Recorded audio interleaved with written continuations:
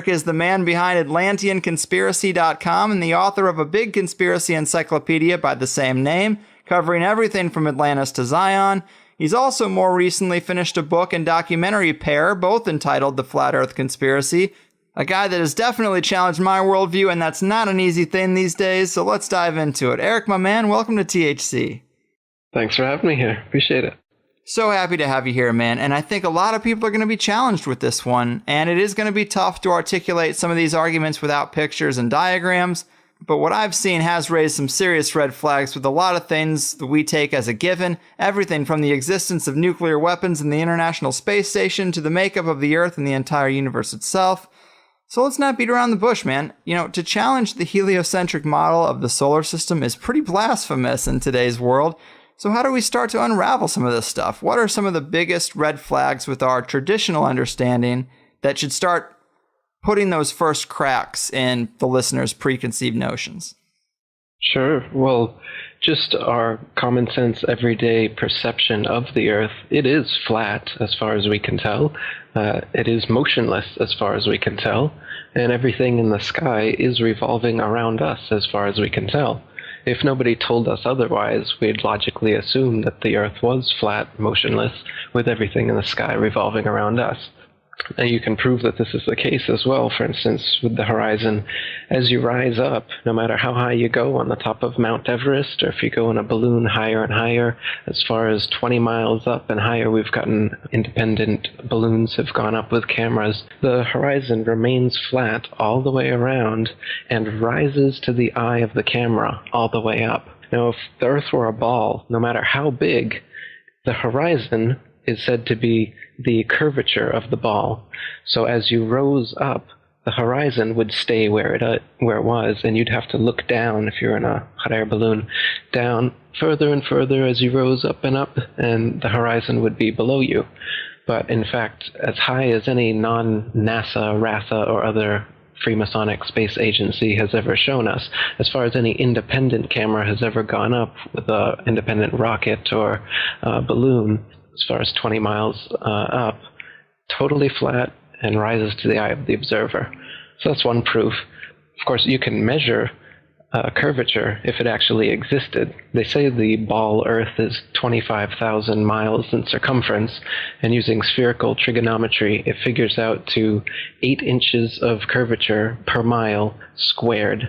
The mile is squared, so for 2 miles, it would be 2 times 2, 4 times 8 inches, 32 inches. And for the third mile, it's 3 squared, which is 3 times 3, 9 times 8 is 72.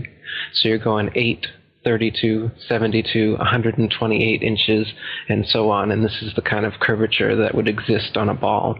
And specifically on a ball 25,000 miles in circumference, as they say it is. So you can check with theodolites and telescopes and different methods, lasers, to see if the Earth actually does have that curvature. And it's been tested over and over again and found to have no curvature whatsoever. So I mean, even if they had the number wrong and it was 100,000 miles in circumference, there would still be a calculable, measurable curvature that just isn't there. What you're seeing here is a mirage. The only place curvature exists is in NASA photos and videos, and those can be proven to be CGI fakes, and the early ones were literally taken through a round window to make the Earth appear round. An old reel received by mistake. It contains the raw or unedited footage of the crew of Apollo 11, Michael Collins, Edwin Aldrin Jr., and Neil Armstrong, staging part of their mission for nearly an hour in living color, with exceptionally clear behind-the-scenes audio of conversations discussing the techniques used to achieve a disingenuous picture depicting the Earth at a distance, in order to falsely demonstrate their far journey from it and their ability to survive passing through the Van Allen radiation belts. It cannot be misconstrued that this staging was done for some other reason prior to the mission, for the reel itself is slated and dated July 18th, 19th, and 20th, 1969, the very days of the mission when they were said to be approaching and achieving lunar orbit. And that's it. It's just photo trickery and brainwashing that's got the world thinking that we're on a ball spinning around the sun with a magical force called gravity holding us on the underside of this spinning ball. It's all just brainwashing that we've received. It's pseudoscience accepted as legit science. But real science has confirmed geocentricity in the flat Earth for thousands of years. The flat Earth was known to ancient cultures all over the world for thousands of years, and it's actually a relatively recent phenomenon that people have been believing we're on a big ball spinning around the sun. Pythagoras first came up with it about 2,500 years ago. He's also often considered the first Freemason, and it didn't go anywhere much from there until 2,000 years later. Copernicus picked up where he left off, another Jesuit Freemason, and he really picked things up, and Kepler and Galileo and Newton, and now Einstein and NASA, Sagan and Neil deGrasse Tyson, all these people, they're all part of this Freemasonic club that is building a pseudo-scientific worldview to indoctrinate the slave class so that we can be propagandized into doing anything. This is basically the biggest thing you could possibly lie about. So the psychopaths who control society are interested in world domination. The best way to brainwash the whole world is to lie to the whole world about what the world is. What is the earth under your feet? What is in the sky above your head? Where did we come from? You know, it's now, this lie has now evolved into a Big Bang evolution, heliocentric spinning ball cosmology, when in reality, we're not a cosmic accidental sneeze, nothingness turned everything. This is quite obviously intelligently designed, this thing we're experiencing here, this life, this universe. I can't believe anyone in their right mind can look me in the eyes with a straight face and say, no, man, it's all random. This is all just random. But people do. Yeah, right. I think you make a lot of great points, man. And I think the curvature argument is pretty damn strong. And I pulled this off your website in the comments section because, to your credit, you spend a lot of time writing thorough answers to questions and responses to critics. And that's where a lot of my questions got answered. And so here's a little more detail about the curvature argument from your site. It seems like lighthouses are one great example. This first one you have is the Isle of Wight Lighthouse in England. It's 180 feet high and can be seen up to 42 miles away, a distance at which modern astronomers say the light should fall 996 feet below the line of sight. Why can you still see it? And then you have several other good examples in the lighthouse department, but another one worth mentioning that people be familiar with is the Statue of Liberty. It stands 326 feet above sea level, and on a clear day can be seen as far as 60 miles away. Now, if the Earth was a globe at the dimensions that they give us, that would put Lady Liberty at an impossible 2,074 feet below the horizon. These examples seem hard to rectify unless there's some obvious answer that I'm missing, but I would say this is a pretty compelling thread of evidence, my man. Yeah, the distance at which the light from lighthouses can be seen at sea is just way too far for the Earth to be a ball 25,000 miles in circumference. Another great example is the Notre Dame Antwerp spire, standing 403 feet high from the foot of the tower, with Strasbourg measuring 468 feet above sea level. And so with the aid of a telescope, ships can be seen on the horizon, and captains declare they can see the spire from an amazing 150 miles away. If the Earth were a globe, however, at that distance, the spire should be an entire mile, 5,280 feet below the horizon. So there's a lot of examples like this where you've got a whole mile, say, that the light should be below the horizon. You should not be able to see it. And even light refraction that the naysayers try to bring up can't account for it, as it can only account for 1/12 of whatever the original distance is. So, the light at which lighthouses can be seen at sea, as well as the fact that canals, tunnels, and railroads are never built with curvature in mind whatsoever. That's not necessary. And if there were, then their plans would be off, in fact.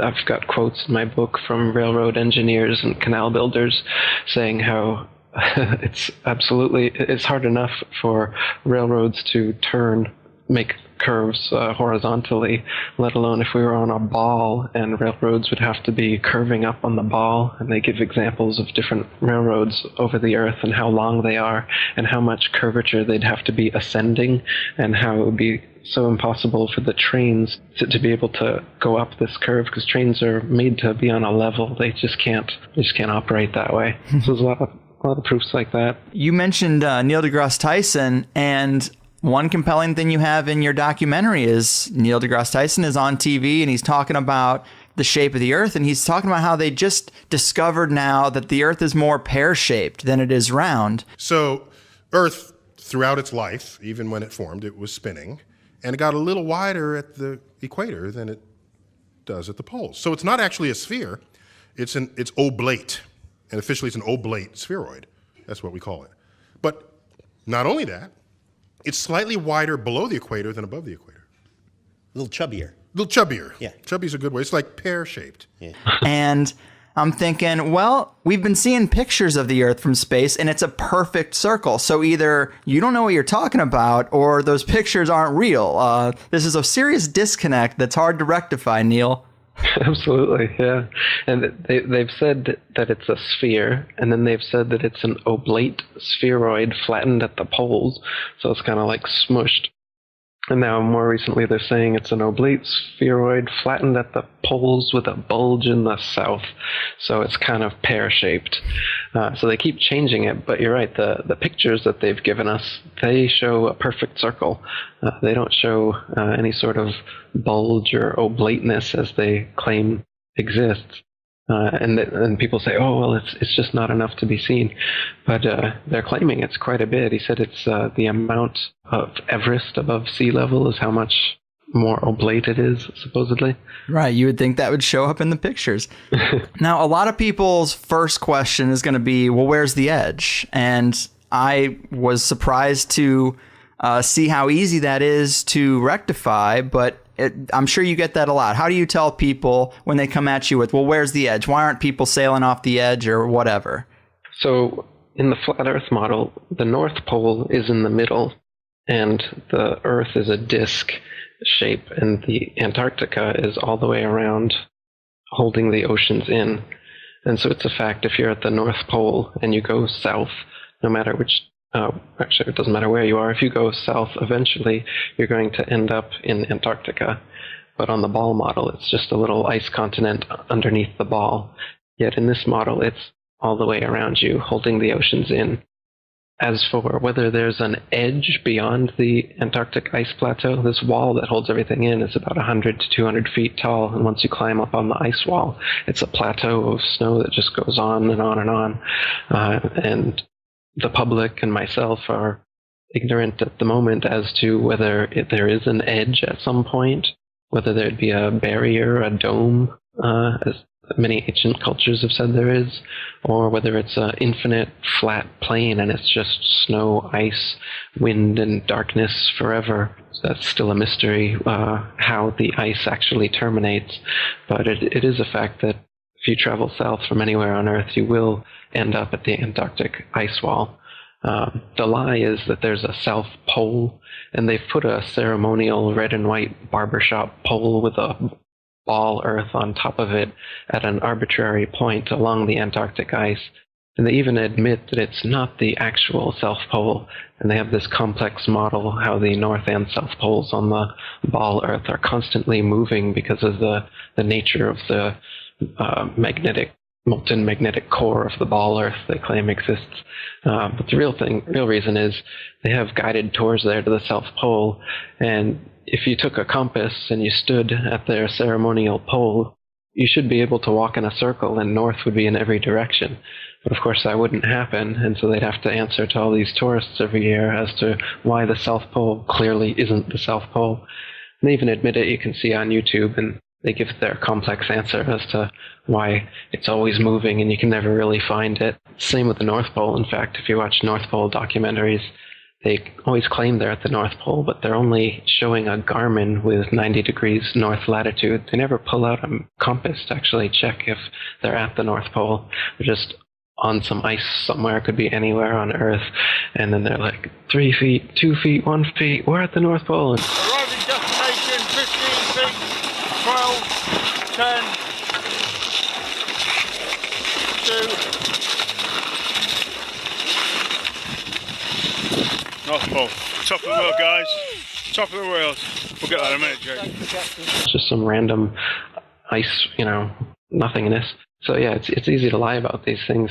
And these no man's lands, the North Pole and the Antarctica, they don't allow us to independently explore them. So people like Rodney Clough or Jarl Anderhoy, independent explorers who've wanted to go to the North Pole and Antarctica without getting government pre-approval and only going with their escorts to the places they want you to go, they've actually been turned around at gunpoint by military vessels, not allowing them to go in. Jarl Anderhoy's faced jail time and fines for it as well. So they definitely don't want us exploring what is in the middle of the flat Earth and on the edges. They keep us in the middle. Yeah, I find it really interesting. And the first thing I had thought when I was getting into this is like, well, what about airplanes? People fly from North America to China to Europe, all around the globe, or, the proposed globe. And this is easy to rectify with the model you laid out with the North Pole in the center. When you fly, if you think about the rings on a bullseye, you can fly around it can make it seem like you're going around a ball, but you're really just going around in a circular pattern on a flat plane.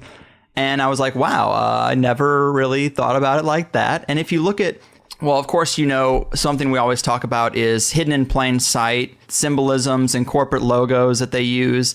And if you look at the UN flag, this is exactly the model you're proposing. And it even has an overlay of like a bullseye pattern that shows you the overlay is exactly how planes would fly around or how ships would navigate around. But it's really odd that the UN flag would take up the exact same composition or damn close to the flat Earth model. Yeah, the UN flag is a flat Earth map. You can look at it. It is not a ball Earth. It's a flat Earth. And the bullseye you're talking about that's over it, if you count the number of holes they've got there in the bullseye, there's exactly 33. So what they've got is a flat Earth divided into 33 sections. And I'm sure you're aware that 33 is a significant occult number, especially among the Freemasons, who are the ones in charge of this whole deception, as I said, from all the way back to Pythagoras, the first Freemason who thought up this ball Earth theory, through Copernicus and Galileo and Newton and right up to today, Neil deGrasse Tyson, etc. So the Freemasons in the UN, the Freemasons in NASA, these are the people who are doing this, and they put their symbology right out there by having the UN flag be a flat Earth divided into 33 sections right in our face. And meanwhile they laugh about the flat Earth. It's got to be the most ridiculed position ever. And you got to think there's a reason for that. Why is the concept of flat Earth or being a flat earther so ridiculed?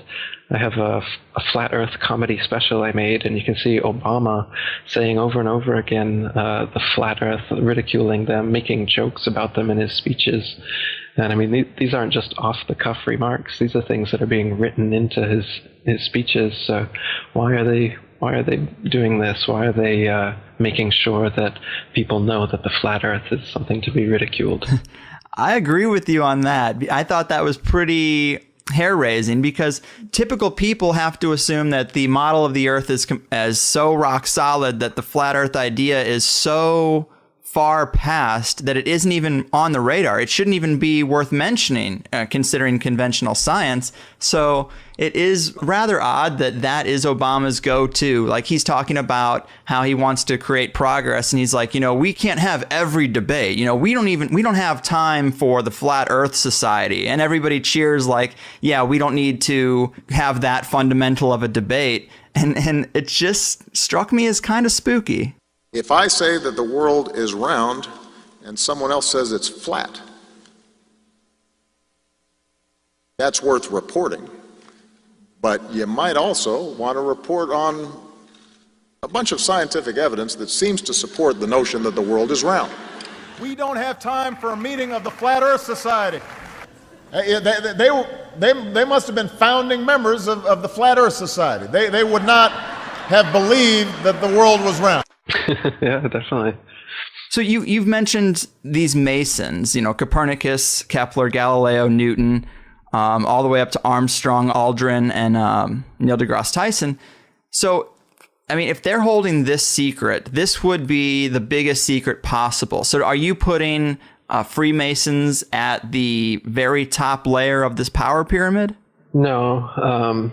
The Freemasons seem to be the foot soldiers who do all the dirty work, but they're definitely part of a grander scheme involving the Vatican and Jesuits and world royalty and other secret societies. So there's definitely a big network. I don't know. I think people like to kind of debate semantics about the tippy top of the capstone of the pyramid, and I don't know that there even is such a thing, or if we would ever get to it from the outside. But I think it's definitely, world royalty, the Vatican, the Freemasons, and the whole secret society network of, Bohemian Grove and Skull and Bones and all these other organizations. They're all interlinked in some ways through the whole corporate, banking, military, industrial structure. The thing's pretty well interwoven. Every country is a tax farm. There's nowhere on earth you can go to get away from paying taxes and obeying government laws, right? So, they make it sound like America and Russia are sworn enemies, or North Korea or Iran or whatever. They're always giving us boogeymen, but the real boogeymen are all the governments and the people who work for governments. They're all mafia organizations in the sense that they couldn't exist and wouldn't exist if it wasn't for the violence and coercion they use to steal tax money from their populations. Whether it's a democracy, socialism, communism, fascism, every ism involves taxation, forced stealing money from the population to fund the bureaucracy that continues stealing money and writing laws and imprisoning the population, and then making more money off of imprisoning the population, as they do in America with the private prisons, and profiting off the inmates' labor and whatnot. So they've got a big profit margin going here for this scheme, and it's really well interconnected. And to debate about the tippy top all the time, as many conspiracists like to do, I think it's more important to just see that this is a huge network, and it encapsulates literally everything that the conspiracy encyclopedia, has. Yeah. Great points, man. I don't think anyone would disagree with that here. You talked about, Antarctica, of course, and people going there and getting turned away at gunpoint. But what about, say, the early explorers? Do we get any indication that the composition is the way you've described from the early explorers who tried to get down there or tried to sail around Antarctica or anything like that? Yeah, the early sailors that went to the Antarctic, like James Clark and Captain Cook, they spent years trying to find an inlet into the Antarctic ice. On the Ball model, it's supposed to be only about 12,000 miles around the Antarctic ice continent, but on the Flat Earth map, it would be much bigger than that. And in reality, when you sail around it, as I said, it takes 3 or 4 years, and they weren't going in a straight line, but they were chartering 50 or 60,000 miles around as they were trying to find an inlet into the ice wall, never able to find one. Yeah, and you also have, and this is another quote that I pulled off your site, a guy named William Carpenter. He says, Yes, but we can circumnavigate the South easily enough, is often said by those who don't know. The British ship Challenger recently completed the circuit of the southern region indirectly, to be sure, but she was 3 years about it and traversed nearly 69,000 miles, a stretch long enough to have taken her 6 times around the globular hypothesis, which is interesting because you can then visualize someone trying to get around this island they have in their head, this big island of ice, this big continent of ice, this idea they have in their head, and they're trying to get around it by just going the same direction. And if you picture it in the flat Earth model, you can visualize how they would just be bumping into the edge all the way around until they got back to kind of their starting point, and then they'd go back up north and be like where they were. And to them, they think they went around a big continent, but they did exactly the opposite and went on the inside of a giant edge. And I thought that quote was pretty interesting. Yeah, another thing those early explorers found is that they were always outside of their reckoning every day as far as how far they should have traveled on their maps. So they were an average of 12 to 16 miles, sometimes as much as 29 miles out of reckoning. Lieutenant Charles Wilkes, commander of the United States Navy exploration expedition to the Antarctic in 1838, spent almost 4 years going around, and he was writing in his journal how every day he was sometimes up to 20 miles in less than 18 hours out of reckoning. And so they always have to chalk it up to water currents or some sort of thing like this, but they're consistently out of their reckoning because the flat Earth, of course, is much bigger in the southern so-called hemisphere than the ball Earth would be. So the maps that they're using are all assuming the ball Earth. They're flat maps, by the way. They use, it's called plane sailing, is the most common used navigation method, which is done assuming the water is a plane, as it actually is.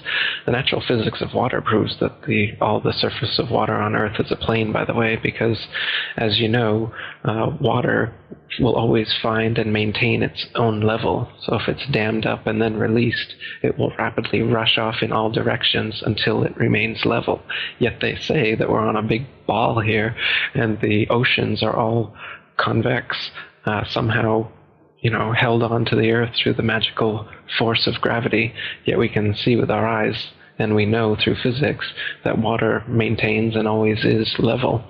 Yeah, that's a compelling point. And you did bring up earlier that the horizon always looks flat. And I think most people would say, well, that's a perspective issue. That would be the argument, the typical argument. But if you haven't seen it, people should look at it. You're right about the idea that there's people who have attached cameras to balloons, just independent people who've attached a high-def camera to a balloon, sent it up as high as they possibly could just to get that footage, because it is interesting to do. And you are right, as far high as it goes on any of these videos that I've seen, I'm a little surprised that you never see a curvature. Even thousands of feet up, you don't see that curvature. It's a little odd. You'd expect to see it.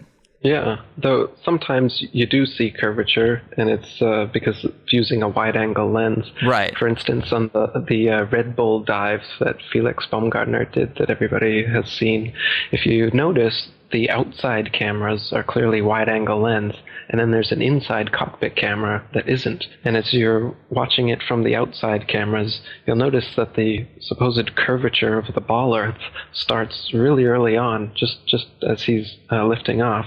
And the exact same curvature stays exactly the same all the way up to the point where he's going to jump. So the curve is the same, but his altitude has risen by many, many miles. The reason the curve is the same, of course, is because it's a wide-angle lens effect. It's not actually the curve of the horizon. It just seems that way. Right. And that's proven by the inside camera, which, as the door opens, you can see the horizon out that inside camera. It has risen to the eye of the camera. As I said, on a ball Earth, you wouldn't open that camera and have the horizon right at eye level in front of you, no matter how big the ball was. That effect can only happen on a flat plane. And you can see in that dive shot that the inside camera the horizon is completely flat. Then it goes to the outside, and you got a huge curve. But when you're looking at some of the amateur balloon footage, some of it's lens corrected, and it's completely flat. And others, like the GoPro stuff, the horizon will fluctuate as the camera spins and tilts. The horizon will go convex and concave, but whenever it's still, it will level off at completely level. And you can see that the convex and concave the images are just a lens effect. It's obviously not the horizon shifting every 2 seconds as the camera jumps. And when it's still, you can see all the way up, totally flat. Yeah, I have a GoPro, so I'm very familiar with that fisheye lens, which, that's not going to be reliable for what we're trying to look at. And another thing about that guy who does the jump from the upper atmosphere, when he lands, he does a Masonic hand symbol. So he very well could just be another pawn in the game to create the illusion. I thought that was pretty interesting.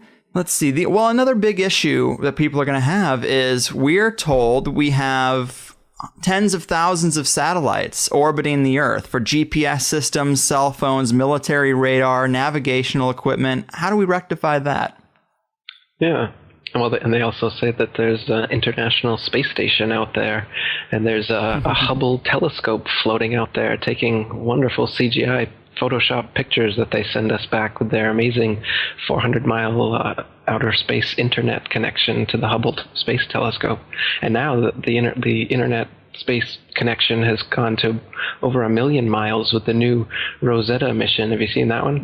The CGI Photoshop pictures from that are just wonderful and well worth the billions of dollars we're spending to get them. So the illusion is that there's a space station and satellites and telescopes just floating out there in infinite space. But you and I know that no matter how high you go, you come right back down. Whatever goes up must come down. The illusion is that at some point, if you go high enough, this gravity they claim exists that pulls you back down to the Earth, suddenly just you pop out of it and into the vacuum of space. Now, the vacuum of space can't exist because it's connected to the non-vacuum of the atmosphere in Earth and all the other supposed planets that exist. So a vacuum must be a closed system. But they claim space is a vacuum and space is an open system. So it's philosophically impossible for space to be a vacuum. And the way that they fool us into thinking that this actually is plausible is threefold.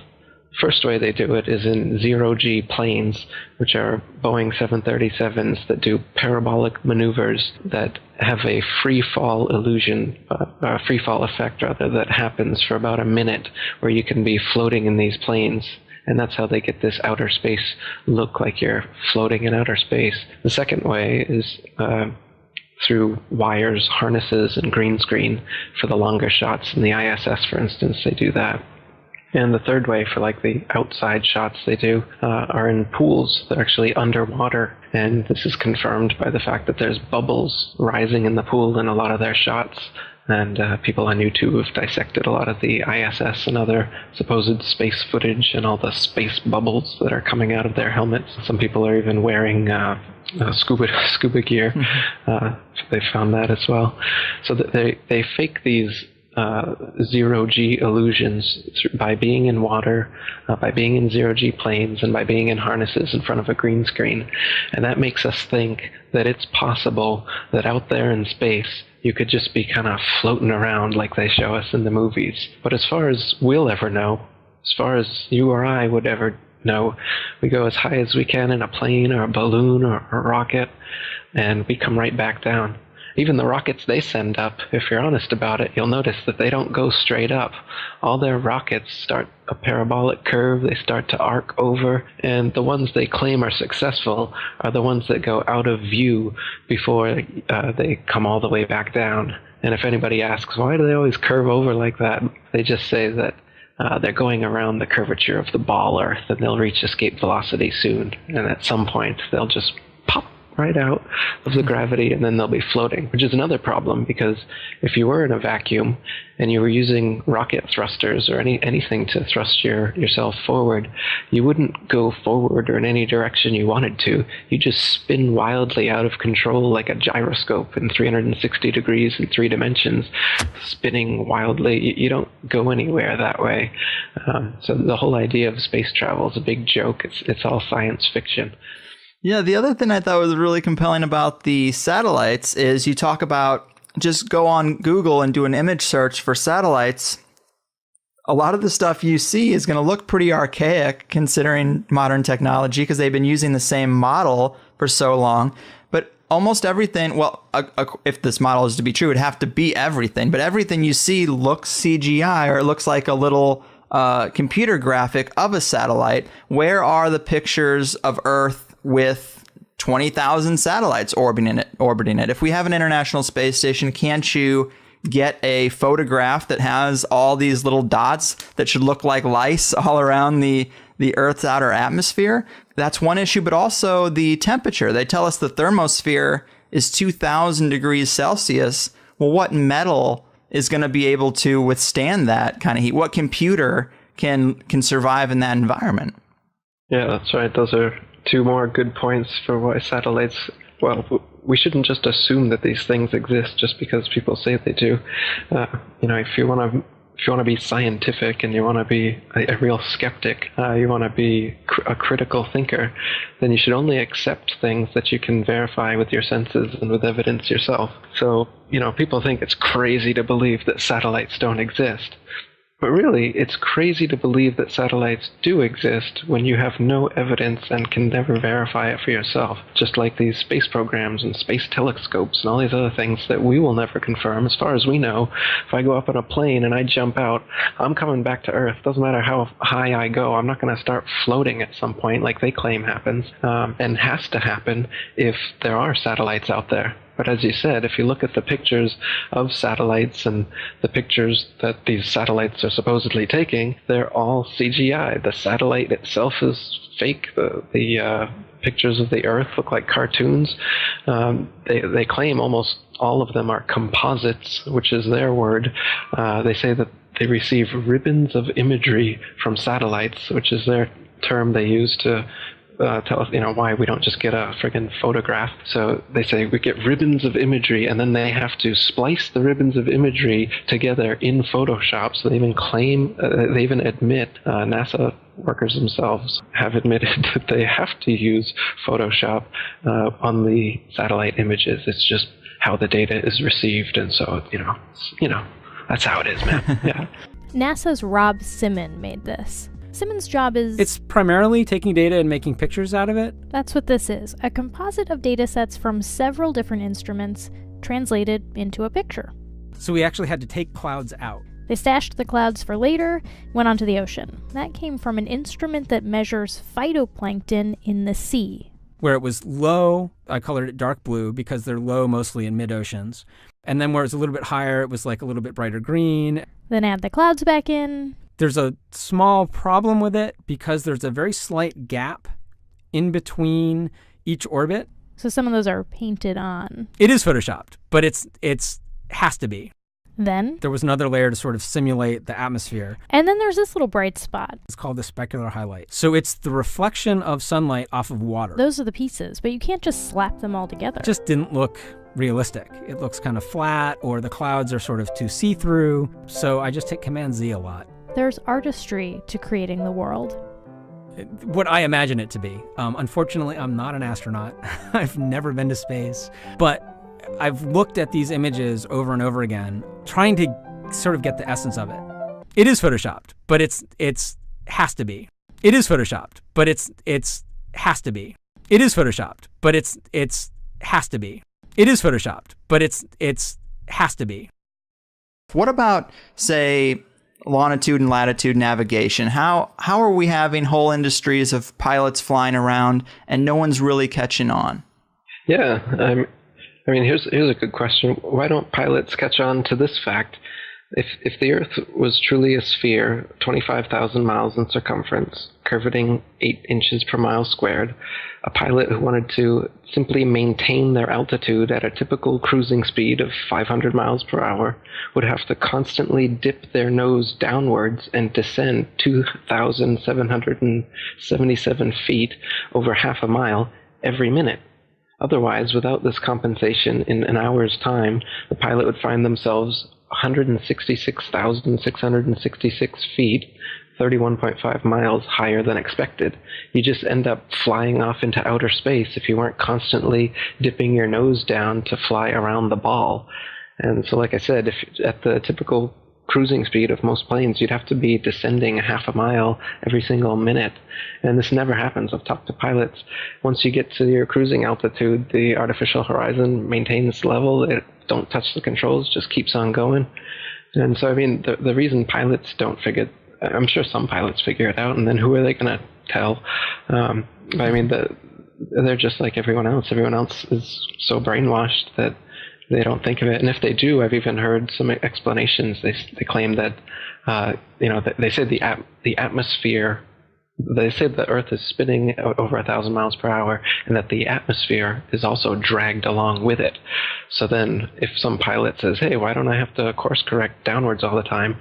Their explanation is that this atmosphere that's being magically dragged with the spinning ball Earth also magically course corrects planes so that they stay at exactly the same altitude because they're in that atmosphere, that magical atmosphere that helps you curve around the ball Earth, man. They've got explanations for everything. Mm-hmm. And we're told that the Earth is spinning at 1,000 miles per hour, which is awfully fast, but yet, let's say a helicopter cannot just hover in the air for 12 hours, start in St. Louis, Missouri, hover for 12 hours and land in China with the Earth spinning below it. And that is what, I would first think would be the situation. But then we're told because we're in the sphere, it all moves relative to itself and you don't notice those changes. And see, I'm not a physicist, I'm not a pilot, and so it's hard for me to really play devil's advocate for their position. But I think about if you're in a speeding car going 90 miles an hour down the highway, you can play catch with the passenger and it feels like you're stationary. Or like if an ant is crawling around on your dashboard, whether it's going with the grain of the car or against, it doesn't really notice that effect. So it's like, I guess I would think that the atmosphere would have the same effect as the encapsulation of that vehicle moving at a fast speed. To the people inside of it, they don't notice. And I guess that's the argument. But do you find flaws with that argument? Yeah, because once again, it's explaining away your common sense and your experience, which is that you're not moving whatsoever. And so they say, yes, you are moving, silly, but you're just moving at such a constant velocity that you don't notice it whatsoever. Now, even if you're in the best Rolls Royce over the best tar, smoothly going, you close your eyes, I can still tell I'm moving, and that's not going 1,000 miles per hour. That's just going 50 or whatever we're talking about here. Let's keep it at 20. Ready? Bear in mind we're 4 ahead of us.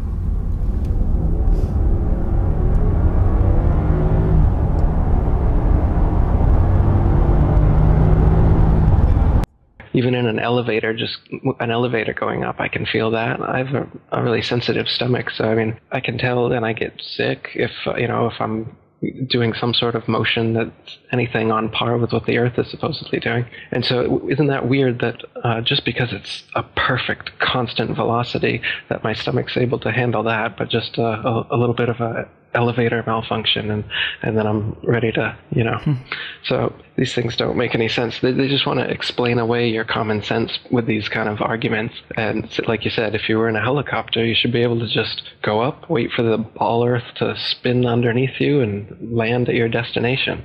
But of course, the atmosphere spins with the ball Earth, so that doesn't happen.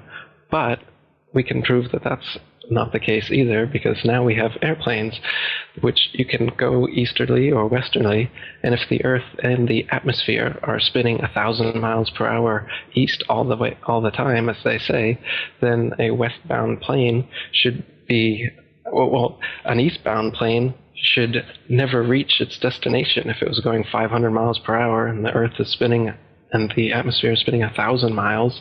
Your destination should come up behind you before you ever reach it, right? And then destinations going the opposite way are going to take far, far longer than they do. You can check flight times, and they're always within a half hour, a couple hours, no matter what direction you're going to or from. But if the Earth was actually spinning at the rate that they say it was, flight times would be totally different. It makes sense, but yet I've been taught from an early age not to trust myself because they've got it on lock. So I just assume that the physics all kind of works out. But I know there are people who go to school for physics. You know, they study it for years and years.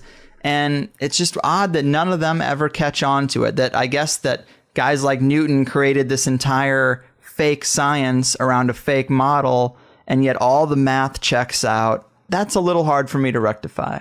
Well, they're counting on that. That's why they've got all these huge formulas and calculations for gravity and whatnot that are based on nothing. So, like, they've got a weight for the ball Earth, all based on their gravity calculations. And you can Wikipedia it, and you'll see pages of, mathematic language that makes no sense to 99.9% of the population. But apparently the math works out, so it's real, right? So it's just another way, just like the CGI images or whatever. Some people are fooled by the images. Some people are fooled by the math. Some people are fooled by, this or that. They've got many different ways to get us in their grips. Like you said, the whole education system is teaching us not to believe our senses. Like the model they show, the ball Earth model with a crust on the outside and the outer mantle and the inner mantle and the outer core and the inner core. Guess what? They've only ever dug 8 miles down into the crust, so they don't even know what's beneath that. It took them almost 30 years to get there, and they couldn't get any further in the Russian Kola Ultra Deep, it's called. So it's all speculation as to these layers of the ball Earth they claim exist, and it's the inner layer of molten magnetic core, whatever they claim, creates the magnetism of the Earth. And so this is another funny thing. They claim that the core that we've never gotten to, so that can't be confirmed existed, causes a magnetic effect on the ball Earth, so that at one point at the top of the ball is a pole, and at the exact opposite point on the ball is an opposite magnetic pole. But this doesn't exist anywhere in nature. You can't find a sphere, and at one point on the magnetic sphere, it will cause another magnetic sphere to stick to it in that little point, and then then push away from the opposite point. It doesn't exist like that. Only bar magnets can do that. What do exist, however, are ring magnets, and those are shaped just like the flat Earth model, where the pole is in the middle, and then the opposite pole is actually every point along the circumference. So the magnetic explanation, which a lot of people will bring up, well, how does magnetism work if we're on a flat Earth? The accepted model is that it's this spinning molten magnet stuff in the core that creates this kind of north-south ball magnet, which doesn't actually exist anywhere in nature. Yet the ring magnet, which is it's in loudspeakers and other things, that's the flat Earth model, and that actually does exist. So that's an actual magnet instead of an imaginary magnet like they claim exists. And we'll actually admit that I don't know what's under the flat Earth. We've only gone 8 miles down, and we haven't gotten to the bottom of the Pacific.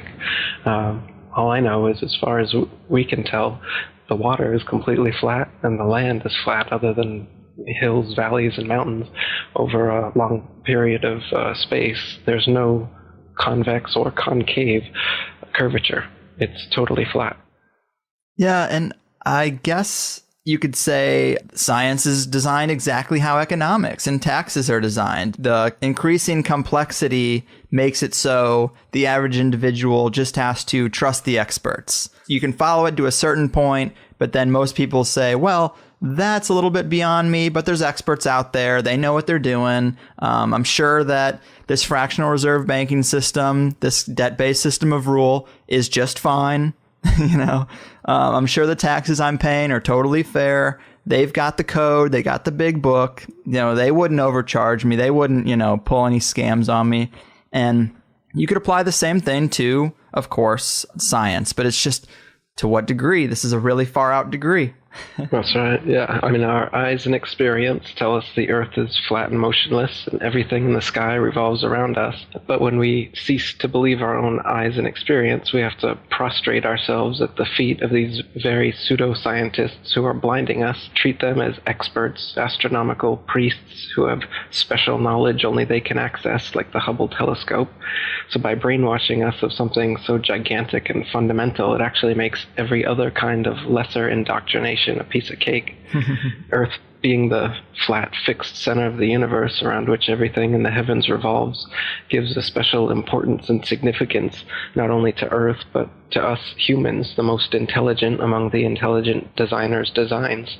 By turning Earth into a spinning ball thrown around the sun and shot through infinite space from a godless Big Bang, they turn humanity into a random, meaningless, purposeless accident of a blind, dumb universe. So it's like trauma-based mind control, beating the divinity out of us with their mental manipulations. People are always asking, why do they do this? Other than the obvious profit margin motive, NASA being the biggest black budget black hole in existence, sucking in over $30 billion taxpayer money for the fake moon landings alone. Nowadays, hundreds of billions of dollars, and not just NASA, but RASA and all the other fake space organizations around the world giving CGI images for hundreds of billions of dollars. So this modern atheist Big Bang heliocentric globe Earth chance evolution paradigm spiritually controls humanity by removing God or any sort of intelligent design and replaces purposeful divine creation with haphazard random cosmic coincidence. And so by removing Earth from the motionless center of the universe, these Masons have moved us physically and metaphysically from a place of supreme importance to one of complete nihilistic indifference. If the Earth is the center of the universe, then the ideas of God, creation, and a purpose for human existence are resplendent. But if the Earth is just one of billions of planets revolving around billions of stars and billions of galaxies, then the ideas of God, creation, and a specific purpose for Earth and human existence become highly implausible.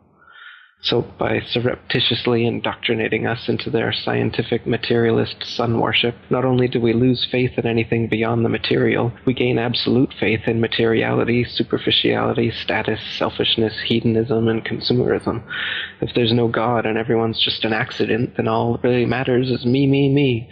So they've turned Madonna, the mother of God, into the material girl living in a material world. Their rich, powerful corporations with their slick sun cult logos sell us idols to worship, slowly taking over the world while we tacitly believe their science, vote for their politicians, buy their products, listen to their music, watch their movies, all sacrificing our souls at the altar of materialism. Touche, my man. It's a big deception. I'd say it's the biggest cover-up and conspiracy in history. We've been completely deluded for 500 years. Not everybody, but nowadays it's pretty well advanced. Yeah. Most of the flat Earth material you'll find still in existence is from the 1800s, and there was quite a debate going on then. So there's still quite a few people unconvinced of the spinning ball theory back then. But nowadays with NASA and all the photo and videos that they give us, people don't really look at too much further for evidence, as they assume that that's all real. Right. Obviously, it is a huge can of worms, and there's so many things, so many arguments. People say, well, what about, the planets? Are the planets are all fake? Yeah, there's a lot of things that our science has told us that are built off of the heliocentric model that they've given us. And I think that if there's any unanswered questions by the time we're done here, if people go online and take their question and they look it up on either the comment section of your website, or I was very surprised to see how many people really are questioning the heliocentric model online. I thought it would be far less, but if you take the question you may have and you ask it to the so-called experts on the idea, they will have an answer for you. And I guess I would say challenge yourself to try to stump one. Challenge yourself to try to come up with something that they can't explain, and then say it's bullshit. But until then, maybe you should keep an open mind. And before we do go too far into it, give us a clear mental picture, if you can, of what you consider the true model of the Earth and the cosmos and this whole thing to be? Because obviously we're calling in the question that there are not billions of stars. There are not a bunch of planets in the solar system orbiting the sun. That's a huge ball of wax. So what is this reality? How is it structured? So if you look up at the sky with your eyes or with a telescope, you can't tell the difference between a star and a planet. The planets were always known as wandering stars, and the regular stars as fixed stars for thousands of years. Nowadays, they claim that planets are Earth-like spherical terra firma that you can walk on up there in outer space. But as far as you can tell through any telescope that we have, it's just a round dot of light up there in the sky. All the planets and all the stars, none of them can be confirmed to be some sort of terra firma that you could land on, though in their pictures from their fake telescopes, they clearly look like big ball planets that you could definitely land on, as they show you with Mars and whatnot. But that can't be confirmed, again, with your own eyes or with a telescope that you could buy. With anything that we can see, the sun, moon, stars, and planets are all just lights in the sky revolving around us. They claim that we revolve around the sun and the moon revolves around us, and the stars are actually distant suns trillions upon trillions of miles away. Now, this wasn't always that way. They've actually been reverse engineering these explanations as they go along, because geocentric flat earthers throughout the centuries have come up with good objections, such as Tycho Brahe's objection that if the Earth is a ball spinning around the sun, in 6 months' time we should be 200 million miles on the other side of the sun. So the parallax perspective, when you look through a telescope in your backyard, you can prove this, you should see some difference in the stars after 200 million miles of supposed orbit. But you can't see any whatsoever. So what heliocentrists have been saying since then is that the stars are actually, the nearest star is 25 trillion miles away, 4.2 light years. They came up with a sci-fi term to make it seem plausible. It's light years away, so far away that even after 200 million miles, you can't see an inch of difference in your backyard through a telescope after 6 months of supposed orbital motion. The reason that they say the ball Earth is tilted on its vertical axis 23.5 degrees is because you can see Polaris, the North Pole star, all the way to 23.5 degrees south latitude. And if the Earth was a ball, you couldn't see that because you'd be staring through the ball to look up at that star. You can see it on because the Earth is flat, of course, but you can't see all the stars at any one place from the Earth because of the law of perspective. That's why the sun seems to rise and fall in the sky every day as well, but it's actually not rising or falling anywhere. The sun and the moon maintain their altitude, and they revolve circles around the flat Earth. So we're stationary. The sun and the moon are actually the same size, just as they appear. There's another lie. They claim that the sun is 400 times bigger and 400 times further away than the moon, and that's why they just appear the same size from our perspective, but they're not. But I mean, again, with your own eyes, you can see when they eclipse, they are the same size. And the fact that they do eclipse is not quite a coincidence to happen on a Big Bang accident universe, that everything is just spinning around in space randomly. How come there's these two brilliant lights in the sky that pass each other and they're perfectly opposite? Do you know the sun's light is very different than the moon's light too? They claim the moon's light comes from the sun. It's reflected off of the sun. But if you collect the moon's light, it's actually cold. Whereas if you collect sunlight, of course, it's hot and you can burn things. The sunlight will preserve certain things, dry out meats and things to eat. But if you leave meats out in the moonlight, they spoil.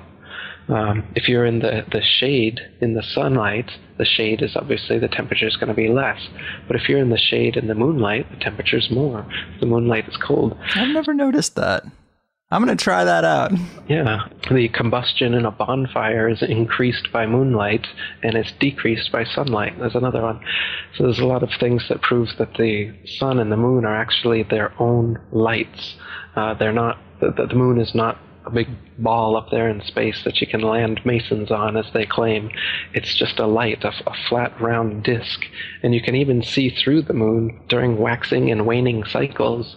The Royal Astronomical Society, even the people who are part of this manipulation, they've recorded several times that you can see stars and planets through the moon. And the astronomers that are seeing it, they're always flabbergasted about how this is possible. But it's because the moon is not physical. It's not densely physical in the way that they claim. It's just a light, so you can see through it.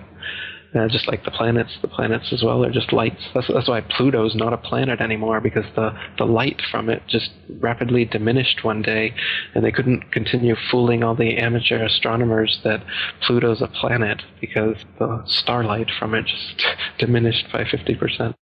I think that moon thing is pretty compelling. I am going to tonight see if that's true. I've never noticed that effect. I've never looked for that effect. But to think that if I get into the shade of the moon and that the moon is giving off its own light, I mean, that is pretty radically different. And I like those kind of challenges.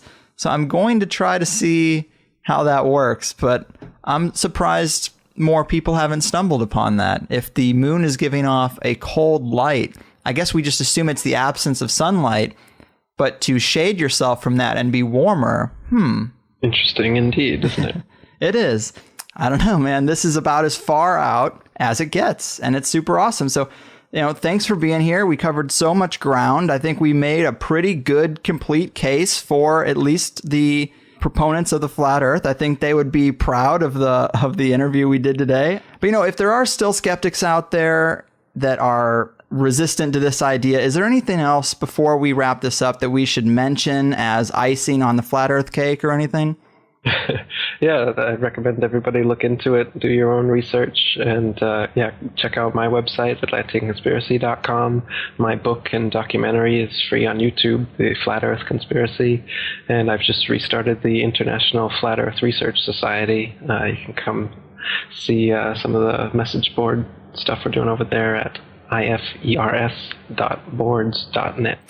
Perfect, man. And I did want to mention also real quick, for people who are going to go look this stuff up, you might want to avoid the Flat Earth Society, because they seem to be controlled opposition. You have a post about that, how the Flat Earth Society, the official group, they purposely sound crazy. They purposely don't answer things correctly. And when you trace back some of the people who are involved, they are Masons as well. So it seems like they might have this group set up to look stupid.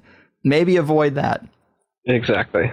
The Flat Earth Society was set up after the International Flat Earth Research Society was set up as the controlled opposition to bring people away from that society.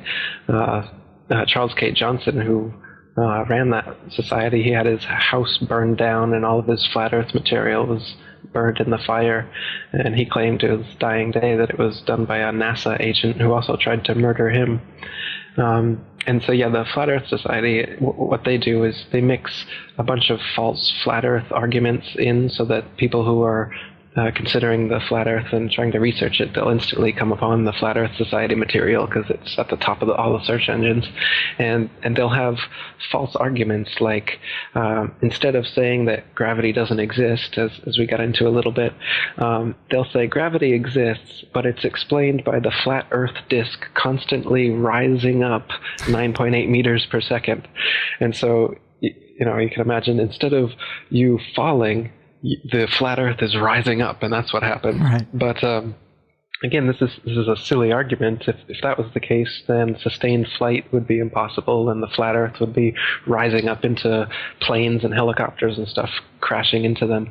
So they present an easily refutable argument like this, and then well-meaning researchers trying to look into the flat Earth find their frequently asked questions that has these bad answers, and then they just think, oh, well, this is ridiculous. And they also they make the whole thing into this big satire, and they address it cynically. So if you read some of their threads, they don't keep a serious research kind of attitude. They're always off the cuff, trying to be witty and funny all the time, so the whole thing is just made into a mockery. Yeah. They even made a mockumentary called In Search of the Edge, and they'd show it to people in public schools.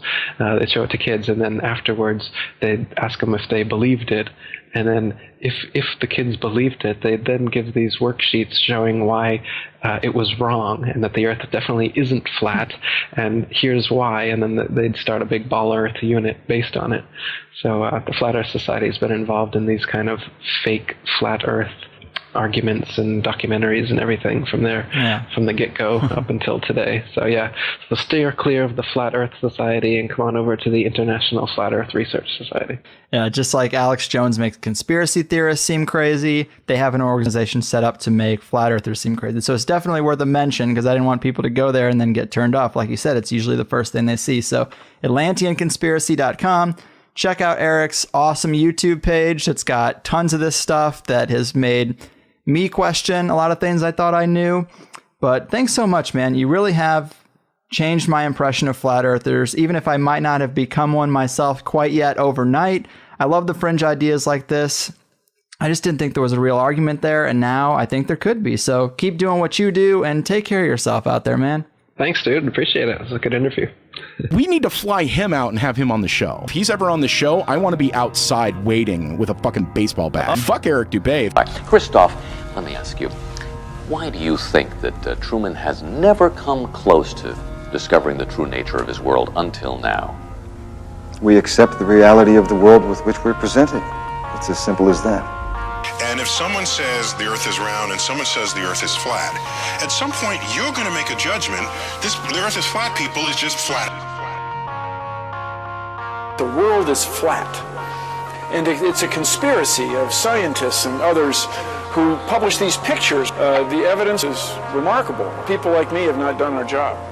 But shooting the messenger isn't going to change the science. One thing I really want your generation to embrace is that the Earth is a closed system. We cannot leave the Earth. One thing I really want your generation to embrace is that the Earth is a closed system. We cannot leave the Earth. Let us never tolerate outrageous conspiracy theories. Right now, we only can fly in Earth orbit. That's the farthest that we can go. And this new system that we're building is going to allow us to go beyond and hopefully take humans into the solar system to explore. So the moon, Mars, asteroids, there's a lot of destinations that we could go to, and we're building these building block components in order to allow us to do that eventually. Hi, my name is Dalton Spurlock, and my question is for Kate. Why is it not possible to physically land on or explore other planets?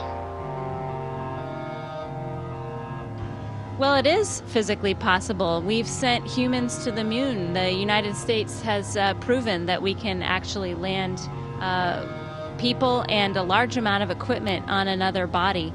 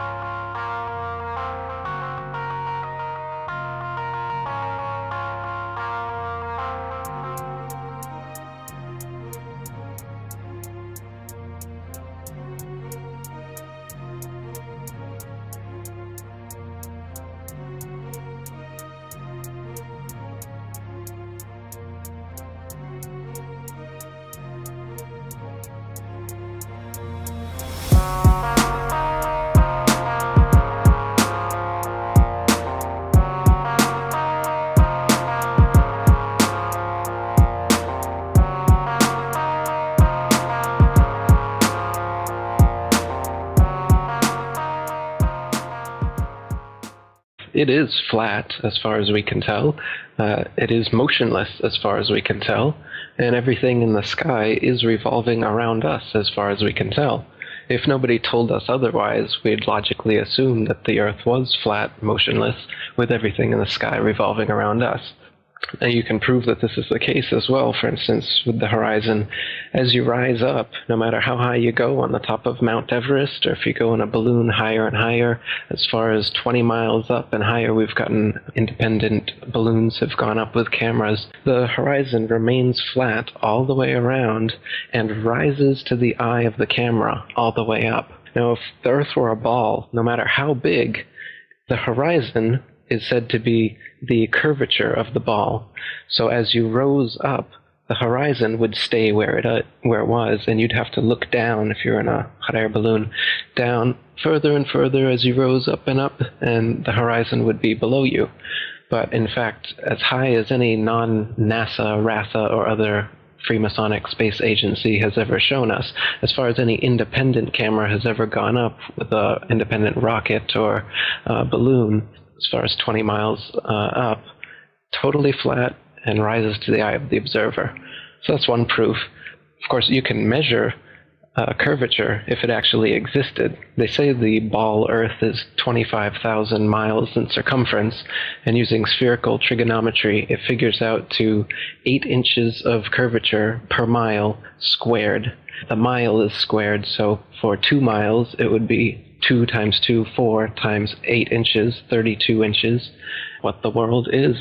What is the earth under your feet? What is in the sky above your head? Where did we come from? You know, it's now, this lie has now evolved into a Big Bang evolution, heliocentric spinning ball cosmology, when in reality, we're not a cosmic accidental sneeze, nothingness turned everything.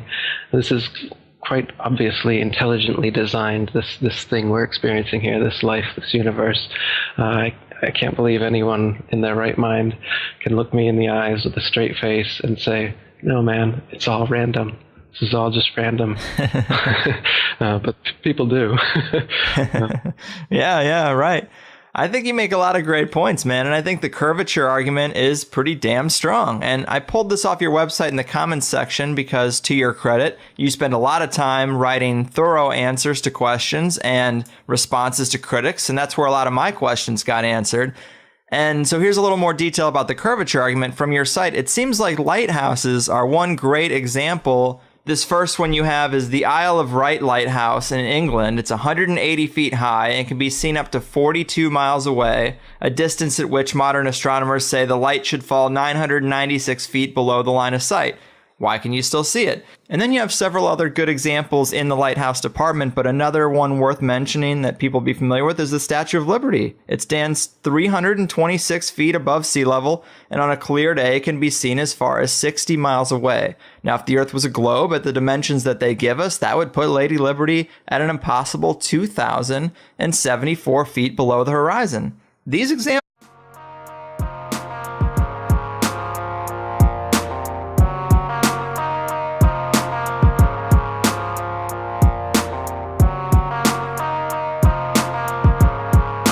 ODD-TV.